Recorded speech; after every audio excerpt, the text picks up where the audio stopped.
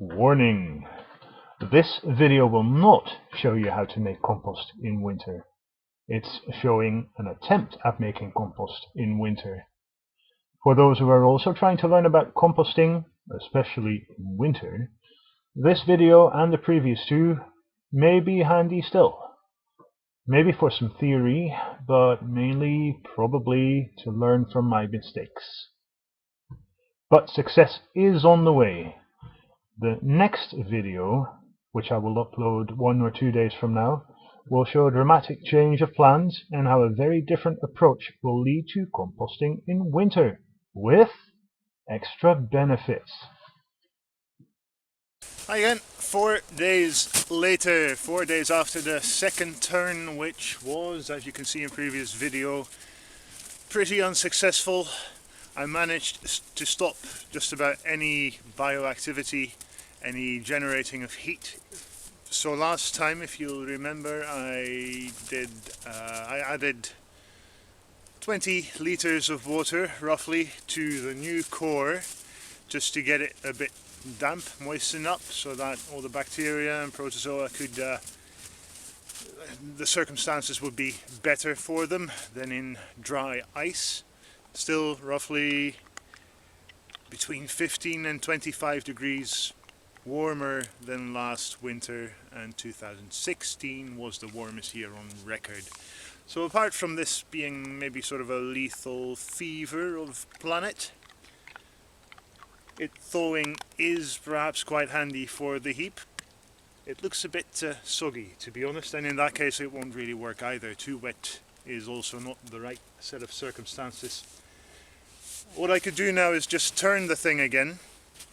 I think I'll try another thing first. Ideally you would have a thermometer, a special compost thermometer with a long metal spike that you simply stick in until the tip hits the core, and then you can see what the temperature there is without needing to turn it.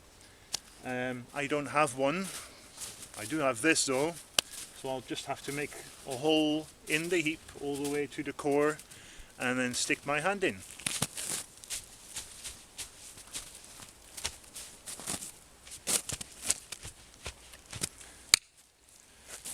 Tool handles that we inherited from this place, not the greatest. That should be close enough.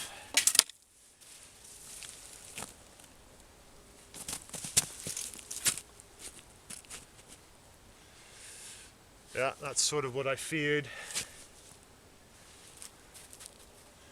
Feels pretty cold. I'm seeing some ice crystals even on my fingers. You could say it's not really the right time to turn it now, because it's not been active yet. You could also say, because this outer layer is so nicely insulating, it may well be that the inside is colder than the outside. And I do think we want to remedy that, and turning it will help. Inside definitely colder than the outside. Plenty of ice still visible. So really what this is trying to spread the warmer temperature sort of throughout the heap. Get the cold out.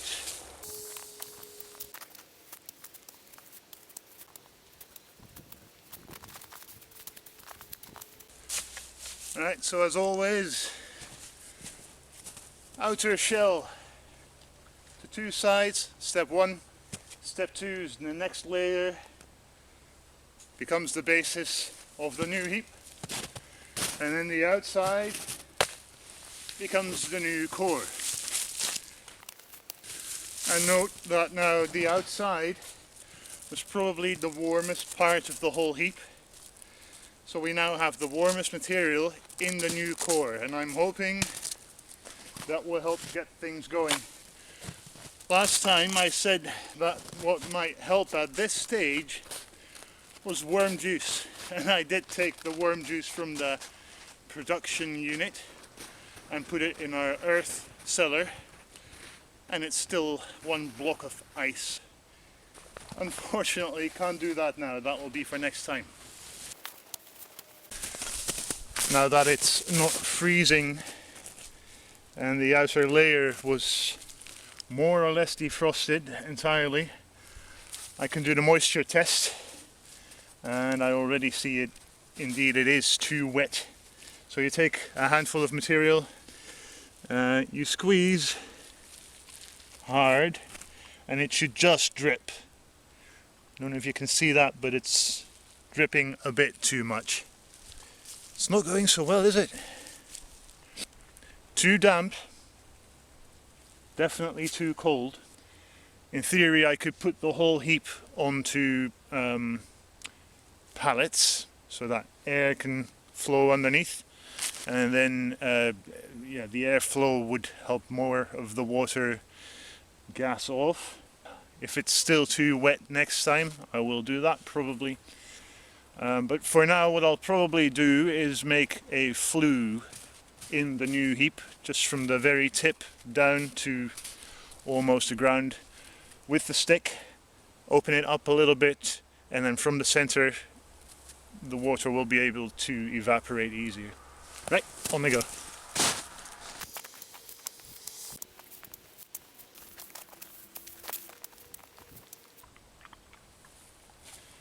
Interesting.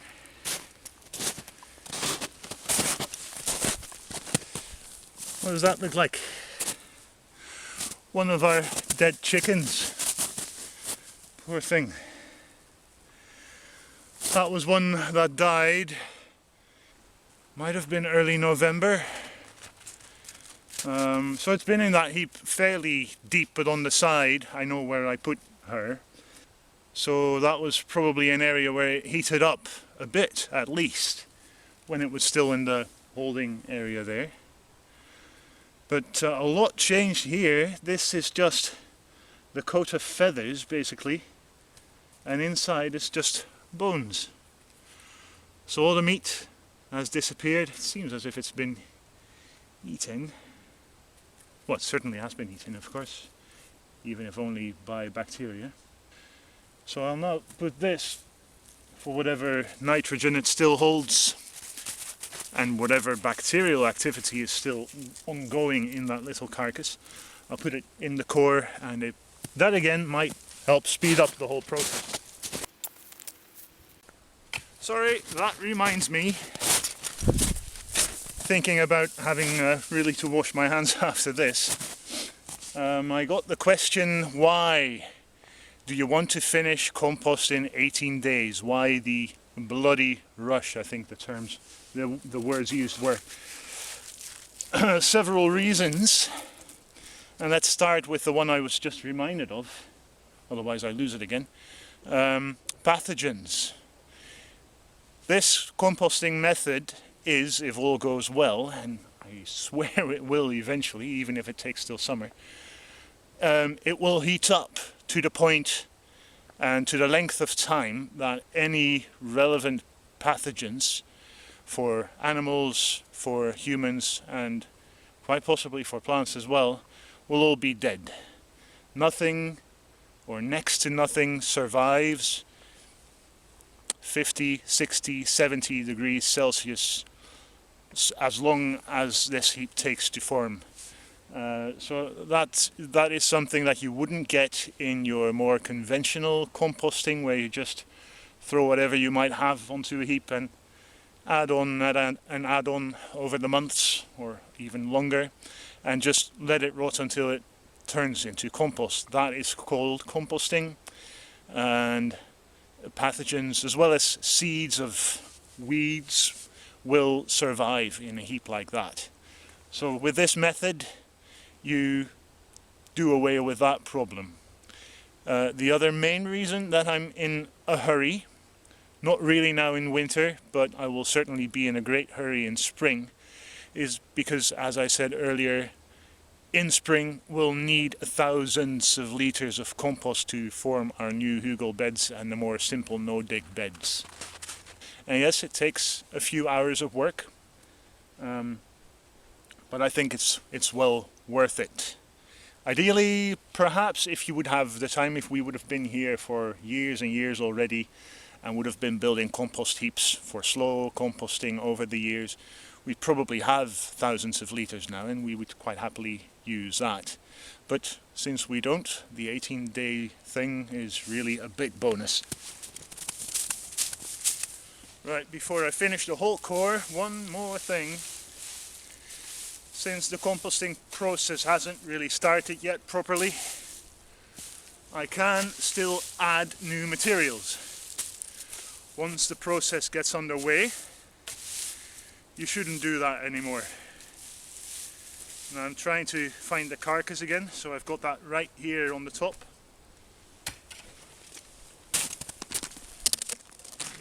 And what I'm adding is 1 bucket of kitchen scraps. Yeah, looks good and yucky. Some wood chips in there as well. I do a bit of carving evenings and sometimes during the day, and adding a bit of wood, fine chipped, is an interesting addition as well. It's in this case, it doesn't help speed up the composting process, but it's substrate and maybe even a way of introducing fungi, because they are usually more prevalent on wood than on nitrogen rich material. So this will be sort of the top of the core, the new core. So I have a bit of old shell here. Hope that helps the whole thing along a bit.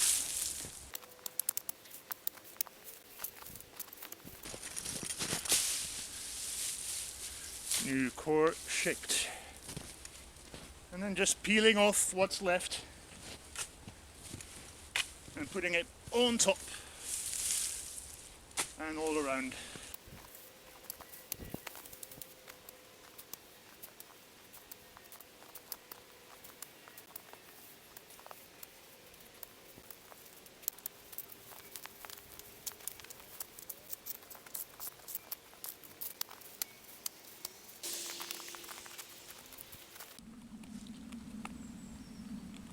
Found an old chicken bone in the compost heap.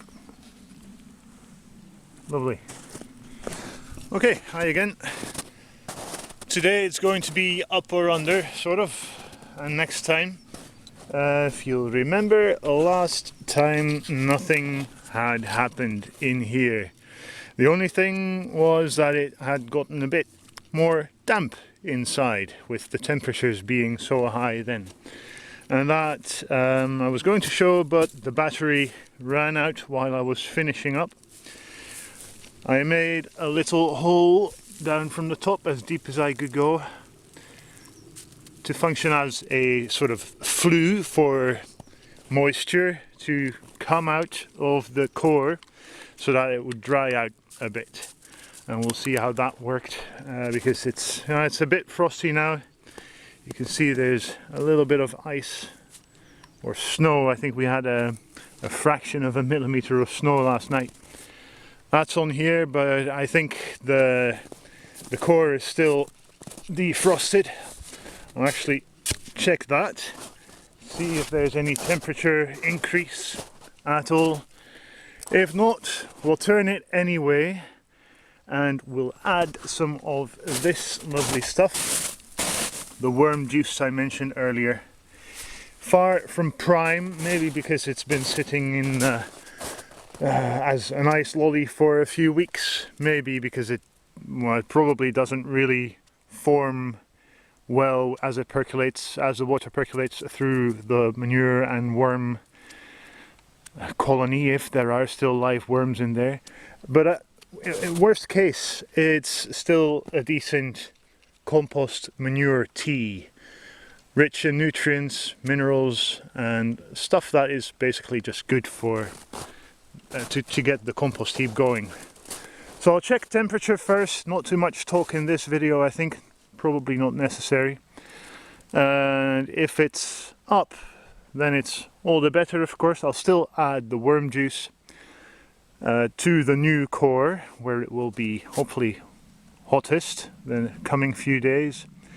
If it's warm, if anything happened inside, I'll turn it again in 2 days. If not, I'll probably leave it again for another 4 days or maybe even a few more. It all depends on what it looks like inside, and I'll show you a bit more if something happened while I go, or otherwise I'll get back to you by the end of the video.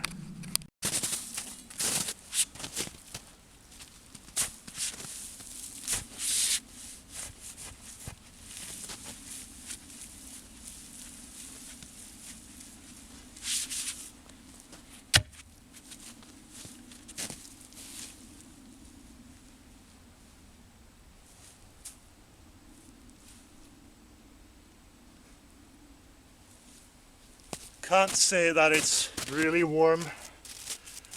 At the very least, it's a bit warmer than the outside, but not great. These first few videos are quickly turning into a series of how not to do it, or how to learn from mistakes that I'm making. That's valuable too.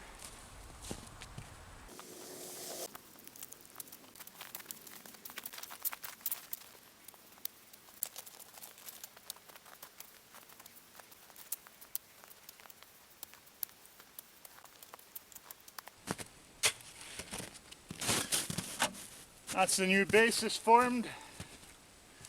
Adding a little bit of worm juice to that, just a sprinkle.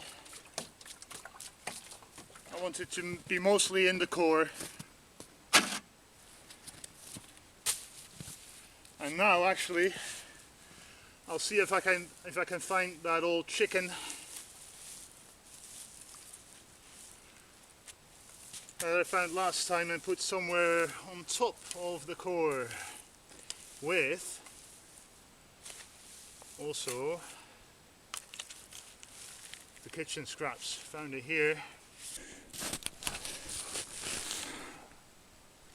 Kitchen scraps, chicken, the skin, Jack's nose. No Jack. So very little change here, unfortunately. At least it's not frozen. No Jack. That's something. So I'll put this lovely gooey, yucky stuff. I'll put that in the core again now. I don't want to add that outside. I want this, which is the most likely to be biologically active. I want to keep that in the core until it starts working.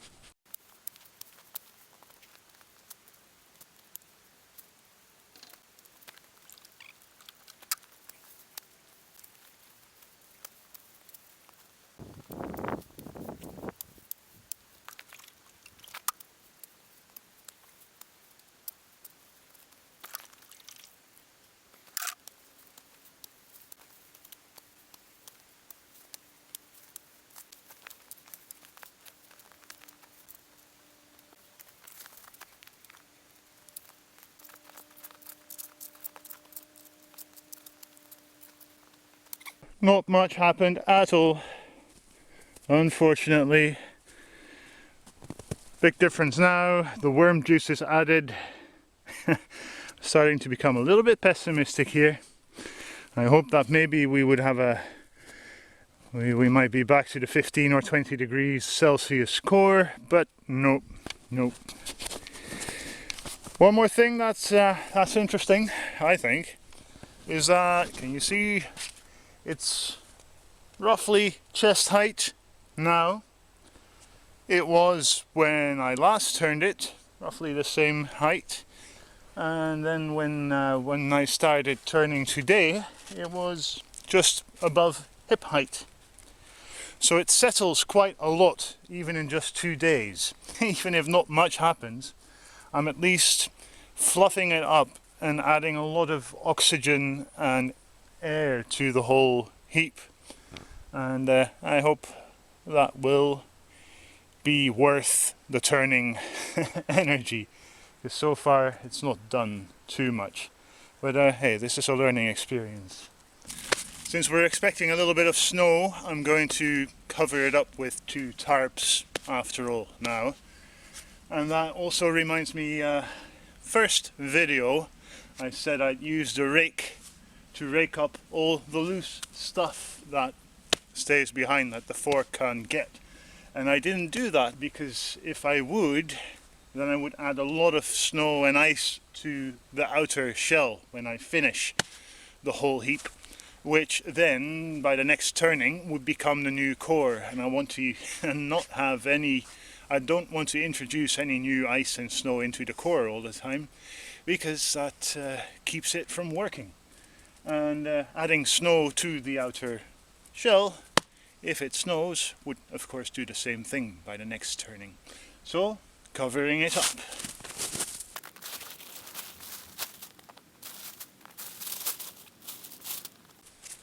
That's that.